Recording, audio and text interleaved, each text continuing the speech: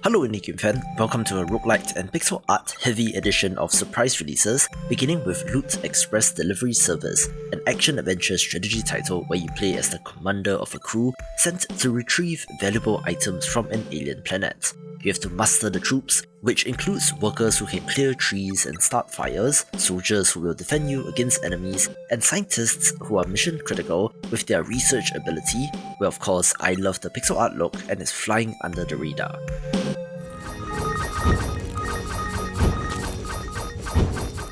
More Vampire Survivors clones in this video, such as Pixel Survivors Roguelike, one that seems to be about as generic as it can get from the title, and where it also uses an asset pack that I have certainly seen before, but yet it did manage to impress and might be worth a look.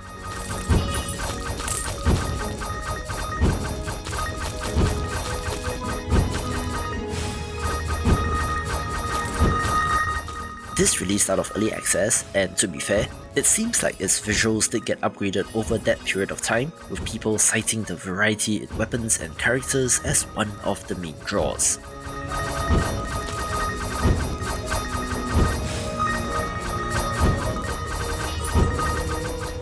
Excrawlers.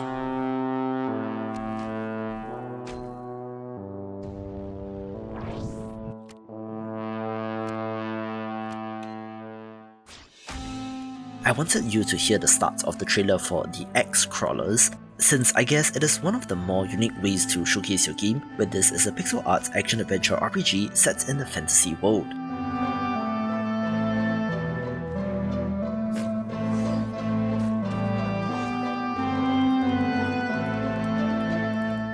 It is rather generic in setting and story, where our protagonist has to delve into dungeons to defeat monsters, but where the RPG systems are impressive, with fluid animations and good combat as well.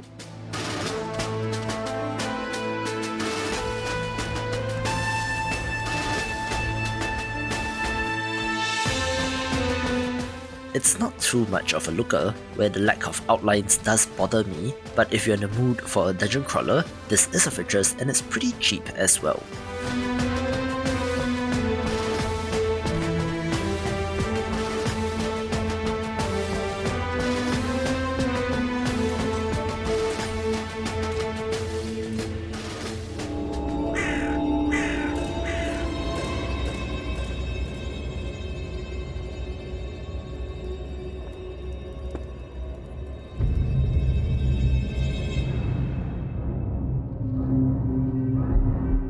First off, I have to say, I'm very impressed with Dreams in the Witch House due to the developer absolutely nailing that throwback point-and-click adventure game look down to the visuals, animations, and even the way that text and dialogue are presented.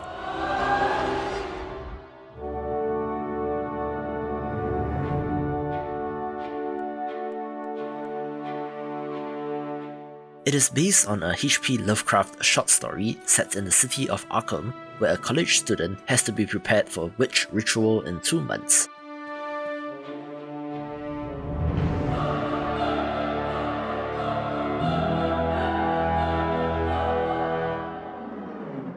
It is non-linear, and you can choose how the character spends his time, being a fascinating take on this genre, which I would like to see more developers implement.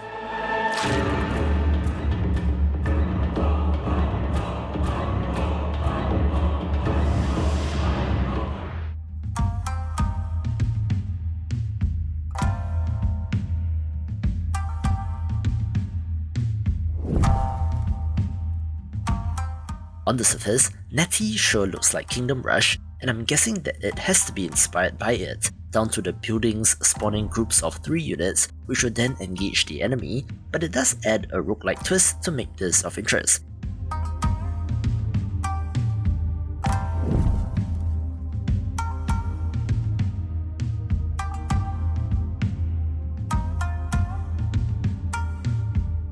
Each run is set on a new procedurally generated world map where you move from one level to the next with randomized perks and items and even meta progression from run to run.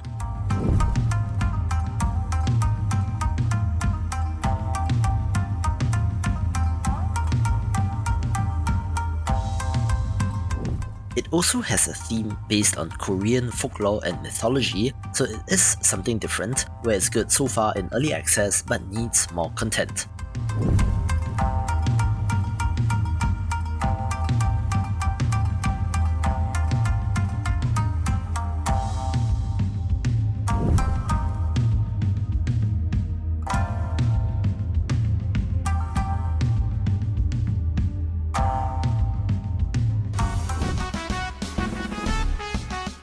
Another subgenre that might be making a splash in 2023 is the roguelite auto-battler, being a refreshing alternative to the bullet heaven roguelite, where Castle Warriors is a title of interest, where you're summoning massive armies in a tug-of-war strategy game where you have to destroy your opponent's castle.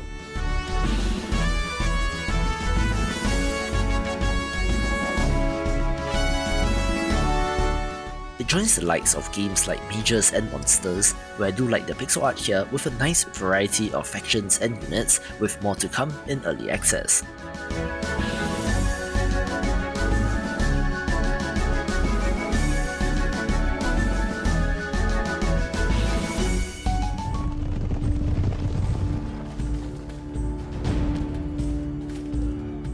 An impressive, not-so-indie title is Gloria Victis medieval MMORPG, coming to us from a mid-sized developer, where they've made quite an impressive title given their constraints, and is averaging 1 to 2,000 players a day since its 1.0 release earlier in February.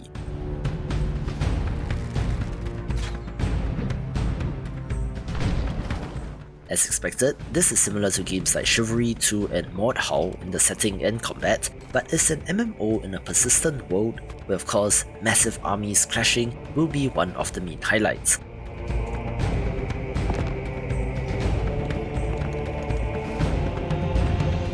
It has a living open world where the factions vie over territory, with a player-driven economy and freedom to explore, where I don't believe there are any monthly subscription fees as well.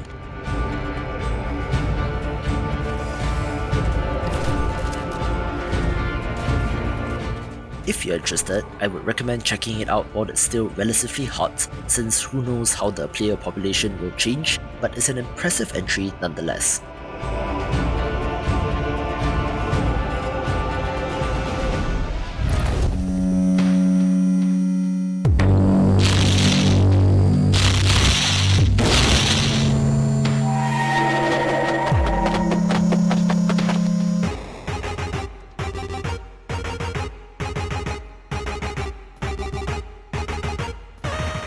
Yet another pixel art roguelite on this list is Merge and Blade, which released out of early access on the last day of February.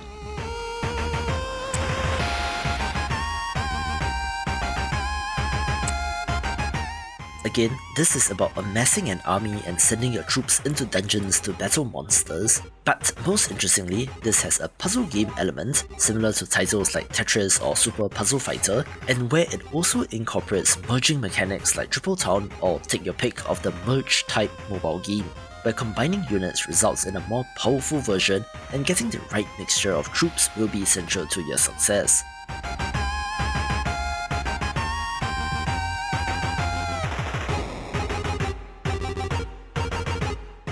For how clever of an idea this game is, it seems to be criminally overlooked on Steam, so do give this a go.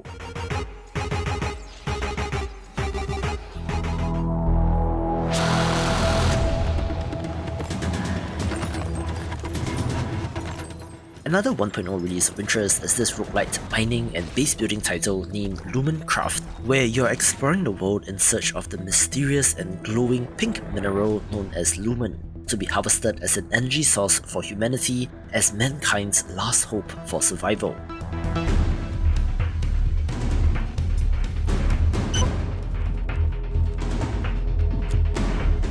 Of course, alien monsters lurk in the dark, where you have to build towers and buildings to help defend your operations, where as with most mining games, this has a very compelling gameplay loop with both a level-based campaign as well as procedurally generated scenarios providing plenty of replayability.